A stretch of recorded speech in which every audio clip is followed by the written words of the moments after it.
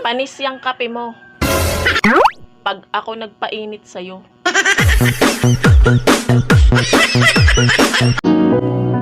Nagtatampo din pala ang kape. Iniwan mo lang saglit. Pagbalik mo, malamig na.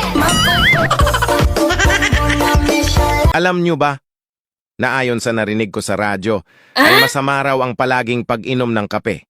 Kaya, simula ngayon, hinding-hindi na ako makikinig ng radyo. Mas okay na yung decaffeinated kaysa sa dekapinili. Pipili ka rin lang ng jowa. Dapat parang kape. Yung matapang. Para kaya kang ipaglaban. Para akong kape. Minsan bitter, minsan sweet, pero palaging hot.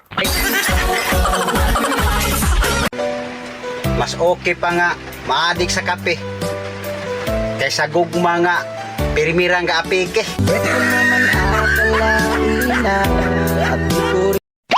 Ang kape, hindi ka iiwan. Wow! Lagi mong kasama. Mula paggising hanggang sa lamay. Ang mga feeling magaganda, lumilingon.